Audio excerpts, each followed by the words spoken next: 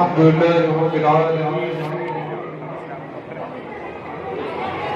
والعاقبة للمتقين،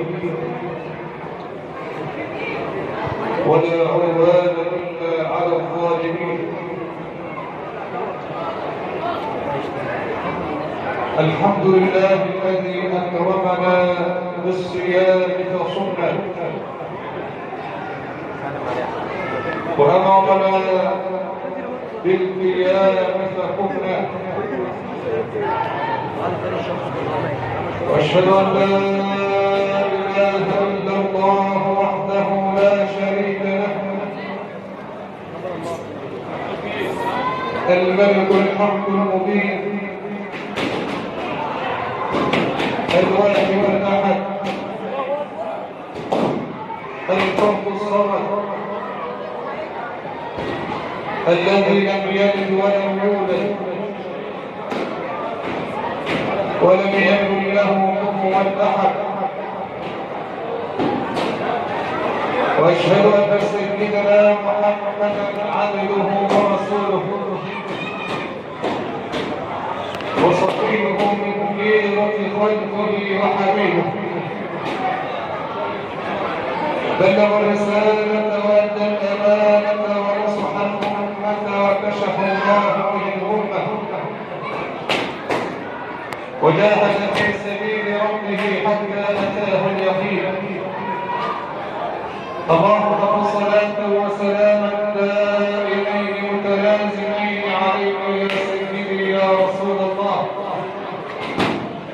إلى يوم العرض والدين. أما بعد، الله أكبر الله أكبر الله أكبر، الله أكبر الله أكبر الله أكبر، الله أكبر. ما صام المسلمون، الله أكبر ما قام المسلمون الموحدون، الله أكبر ما ذكر الذاكرون، الله أكبر ما سبح المسبحون، الله أكبر الله أكبر ولله الحمد. هكذا انتهينا من شهر رمضان، هذه الشعيرة العظيمة وهذه الفريضة الكريمة التي فرضها المولى تبارك وتعالى على عباده المسلمين. أمرنا بالصيام فصمنا، وأمرنا بالقيام فقمنا، وأمرنا بالفرح بالعيد ففرحنا. صيامنا امتثالا لله، قيامنا امتثالا لأمر الله، فرحنا في عيدنا امتثالا لأمر ربنا جل وعلا. فالمسلم دائما خاضع مستسلم لأمر ربه جل وعلا. شعار المسلم دائما سمعنا وأطعنا. شعار المسلمين، شعار الموحدين، شعار التائبين القانتين الخاشعين لرب العالمين، شعار القائمين بالليل بين يدي الله جل وعلا والناس نيام. شعارهم سمعنا وأطعنا. إنما كان قوم المؤمنين إذا دعوا إلى الله ورسوله ليحكم بينهم أن يقولوا سمعنا وأطعنا. فهكذا سمعنا أوامر المولى تبارك وتعالى وصرنا لله، وسمعنا أمر النبي صلى الله عليه وسلم، وكنا بين يدي الله جل وعلا، وسمعنا أمر ربنا جل وعلا في هذا العيد، ففرحنا بالعيد، فأفراحنا أعيادنا طاعة لله، عيدنا طاعة لله جل وعلا، فرحنا طاعة لله سبحانه وتعالى. فرحنا في هذا العيد ما فرحنا إلا بعد انتهاء من صيام شهر رمضان، وفي عيد الأضحى لا نفرح إلا بعد الانتهاء من ركن الحج الأكبر، الوقوف على جبل عرفات.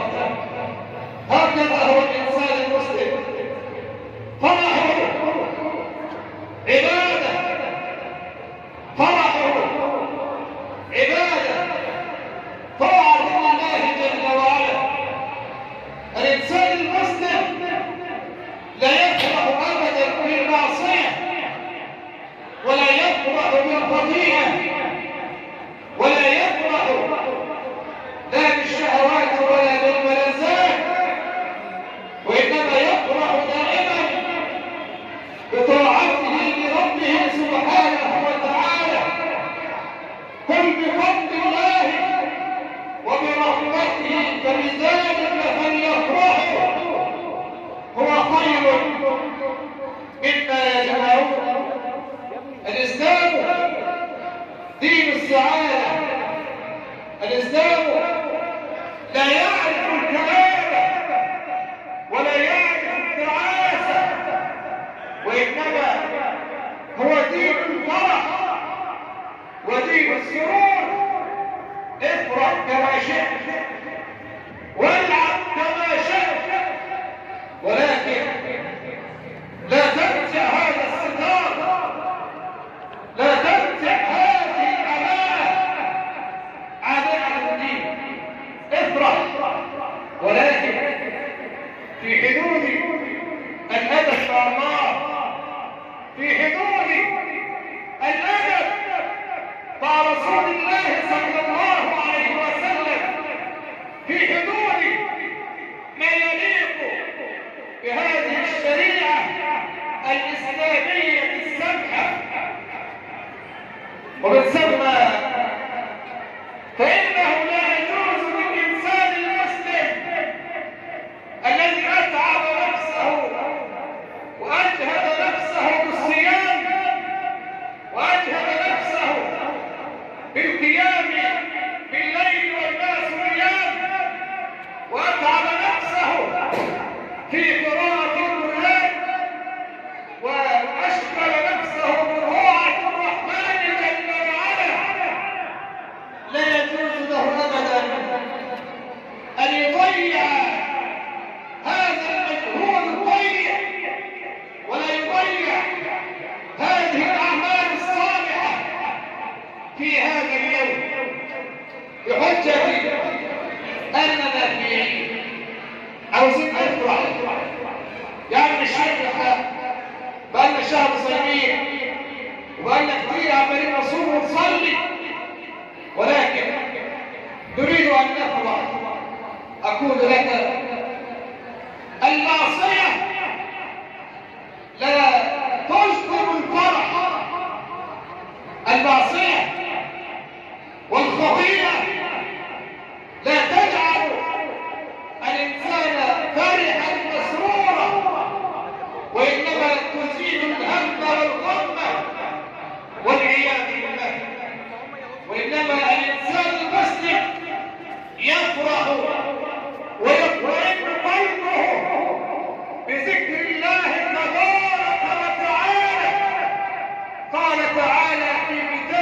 الكريم الذين آمنوا وتطمئن قلوبهم، ترتاح قلوبهم، تفرح قلوبهم، تسعد قلوبهم بذكر الله جل وعلا. الذين آمنوا وتطمئن قلوبهم بذكر الله، ألا بذكر الله تطمئن القلوب. أيها الإخوة الكرام، إننا في هذا اليوم، في يوم صلة الأرحام، كيف تفرح بالعيد وأنت قاطع الرحم عاق لوالديك؟ كيف تكون فرحتك بهذا العيد وأنت قاطع الرحم، قاطع للعمات، قاطع للخالات، قاطع للأخوات، قاطع للبنين والبنات؟ كيف تفرح بالعيد؟ من مظاهر العيد أن الإنسان يتصالح ويتصافح مع إخوانه ومع غيره من أقاربه ومن المسلمين، خاصة المحارم. إن الله تعالى لما خلق الخلق حتى إذا فرغ منهم قامت الرحم، هذه الرحم، هذه القرابة، قامت وتكلمت بين يدي الله جل وعلا، ونفذ لها ربنا جل وعلا مطالبها. قالت يا ربي هذا مقام العائد بك من القطيعة.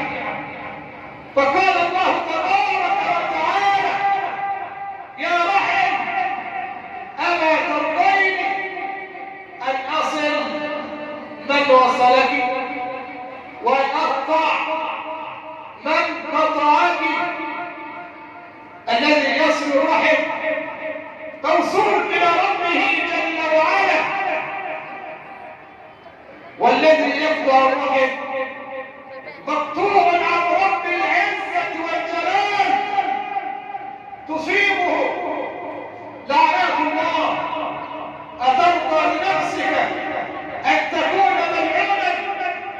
أترضى لنفسك أن تكون مطرودا من رحمة ربك جل وعلا؟ ثم قال صلى الله عليه وسلم فاقرأوا إن شئتم فهل عسيتم إن توليتم أن تفسدوا في الأرض وتقطعوا أرحامكم؟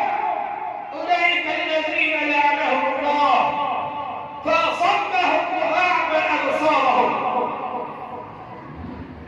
يأتي رجل إلى النبي صلى الله عليه وسلم فيقول يا نبي الله إن لي قرابة أصلهم ويقطعونني، أرجوهم وأتوكل إليهم، ومع ذلك لا يأتون إلي ولا يتوكلون إلي، أصلهم ويقطعونني، وأحسن إليهم ويسيئون إلي، وأحلم عليهم ويجهلون علي. فقال صلى الله عليه وسلم فإن كنت كما قلت فكأنما تسفهم الملك وهو الإمام الحق، ولا يزال معك من الله ظهير عليهم ما دمت على ذلك، أي داوم على الصلة، داوم على المودة، داوم على الرحمة، خاصة وأنت في هذا اليوم، يوم عيد الفطر المبارك. صلة الرحم تزيد العمر، تجعل الأعمار في زيادة، تجعل الأعمار في بركة. الله تبارك وتعالى يبارك لك في أرزاقك ويبارك لك في أعمالك. قال صلى الله عليه وسلم: من سره أن ينسأ له في نزله. اللي عاوز الناس تجيب سيرته بكلمة طيبة في الحياة أو بعد الموت، أو يقال عنه أنه رجل صالح أو رجل طيب، من سره أن ينسأ له في نزله ويبسط له في رزقه فليصل رحمه. صلة الرحم المودة إلى الأقربين، المودة إلى الناس جميعا، تجعل الإنسان في سعادة، تجعل الإنسان في راحة نفسية. فالذي يعاني الناس والذي يعاني أقاربه إنما يكون عنده صراع نفسي داخلي لا يهدأ له بال ولا يرتاح له الضمير، يتكلم في عبد هذا ويضع في حق هذا ويتكلم على هذا بالغيبة والنميمة والكذب ويفتري على الناس زورا وبهتانا ويتهمون بالباطل. هذا عنده مرض خبيث نفسي، عنده صراع في نفسه، يجب عليه أن يتوب وأن يطهر قلبه من هذه الأحقاد ومن هذه الأحسان حتى يلقى الله تبارك وتعالى سعيدا مطمئنا. أيها الإخوة الكرام، توبوا إلى الله واصطلحوا مع الله وجددوا العهد مع الله وداوموا على الطاعة. لابد أن تداوموا على الطاعة بين يدي الله تبارك وتعالى. بعد الصيام صيام، بعد صيام الفريضة صيام نافلة، بعد صلاة الفريضة صلاة نافلة، بعد زكاة الفريضة زكاة نافلة. داوموا على الطاعة، فمن علامات قبول الطاعة أن تعظم هذه الطاعة بطاعة بعدها. فإذا فعلت ذلك، إذا وقع ذلك منك، فاعلم علم اليقين أن الله تعالى تقبل منك هذا العمل. نسأل الله تبارك وتعالى أن يتقبل منا الصيام والقيام. اللهم تقبل صيامنا وتقبل قيامنا وتقبل يا ربنا منا صالح أعمالنا. اللهم اغفر لنا ذنوبنا وإسرافنا في أمرنا وسدد يا ربنا على الحق أقدامنا وانصرنا على القوم الكافرين. اللهم انصر المجاهدين في كل مكان، اللهم انصر المجاهدين الموحدين في كل مكان، في كل بلد من بلاد الإسلام برحمتك يا أرحم الراحمين. كما نسألك يا ربنا أن تكن مع إخواننا المستضعفين في غزة وفي فلسطين. اللهم كن لهم مؤيدا ومعينا ونصيرا برحمتك يا أرحم الراحمين. كما نسألك يا ربنا أن لا ترفع لليهود راية، اللهم لا ترفع لليهود راية ولا تؤكد لهم راية، واجعلهم للعالمين عبرة وآية. ربنا آتنا في الدنيا حسنة وفي الآخرة حسنة وقنا عذاب النار. وصلى الله وسلم وبارك على نبينا محمد وعلى اله وصحبه اجمعين.